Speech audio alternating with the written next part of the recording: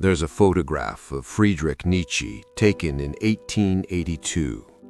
He's 38 years old. His mustache is thick and slightly unkempt. His eyes, half hidden behind glasses, look tired, perhaps in pain.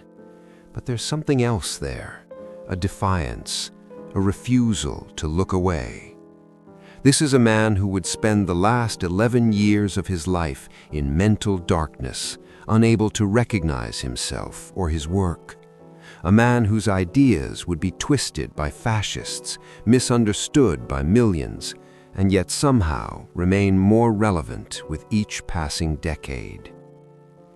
But before the madness, before the silence, Nietzsche asked a question that still echoes in the hollow chambers of modernity.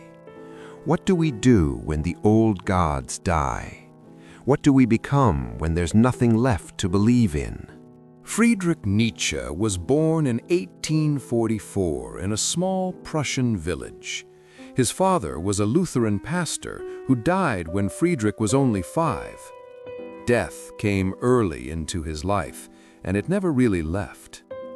By 24, Nietzsche was a professor of classical philology at the University of Basel, an almost unheard-of achievement for someone so young. He should have been comfortable, secure, but comfort was never Nietzsche's language. He once wrote, "I am not a man, I am dynamite." And he meant it. He began to see something that terrified him. He looked at European civilization, at Christianity, at morality, at all the values people lived and died for, and he saw the architecture of a magnificent lie. Not a malicious one necessarily, but a lie nonetheless. A lie told to make existence bearable. And Nietzsche couldn't lie. There are no facts, only interpretations. He wasn't trying to be clever.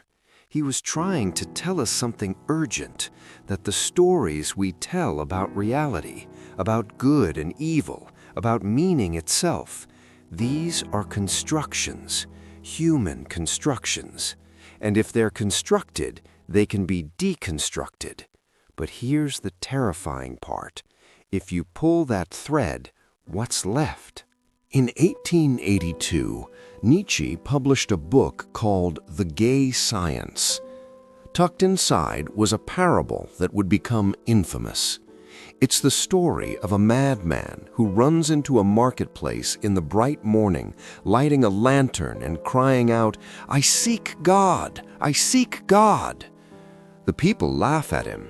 They don't believe in God either. This is the modern world, after all. But the madman won't stop.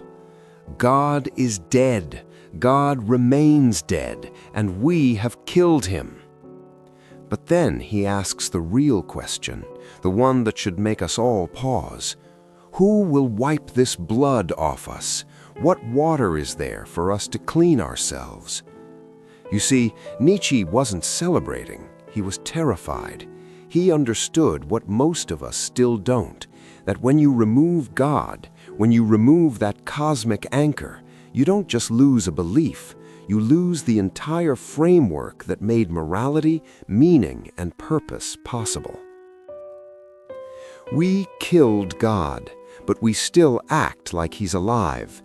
We still cling to Christian morality, compassion, equality, the value of every human soul, without the foundation that made those values make sense. Nietzsche called us shadows of God. We're haunted by values we no longer believe in. And if you look around, you can see he was right. We live in a world saturated with entertainment, but starved of meaning.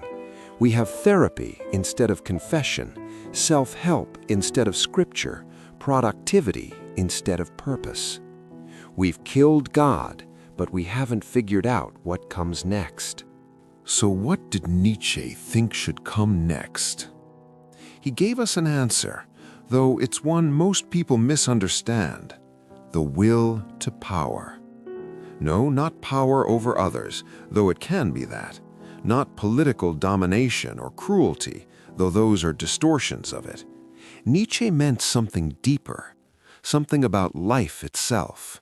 The will to power is the drive to overcome, to become, to transform yourself into something greater than you are.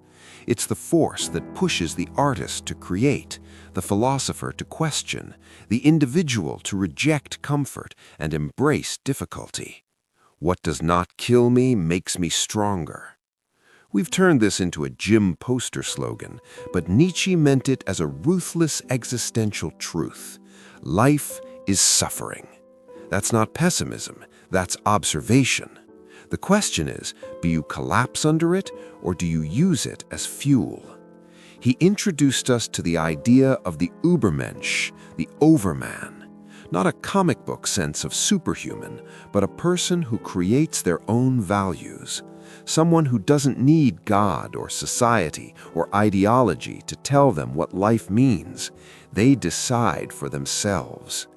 This is terrifying because it means you're responsible, totally, completely responsible for who you become and what your life means. There's no script, no safety net, just you and the abyss of freedom. Nietzsche called this amor fati, the love of fate. Not just acceptance, love, the embrace of everything, even the suffering, even the chaos, as part of your story. In January of 1889, something broke inside Nietzsche. He was walking through the streets of Turin when he saw a horse being whipped by its owner. Nietzsche ran to the horse, threw his arms around its neck, and collapsed sobbing. He never recovered. They took him home. His mother cared for him. His sister Elisabeth, who would later distort his work to fit Nazi ideology, controlled his legacy. Nietzsche spent the last 11 years of his life in a fog, unable to speak coherently, unable to write, unable to be himself. The man who told us to become who we are lost the ability to be anyone at all. There's a terrible poetry in this. The philosopher of strength, destroyed. The prophet of self-overcoming, overcome. But maybe that's the point.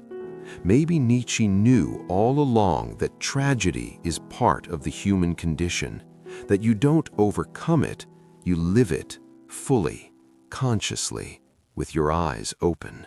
Nietzsche once wrote, "He who has a why to live can bear almost any how." Maybe that's his real gift to us. Not answers, but the courage to ask questions.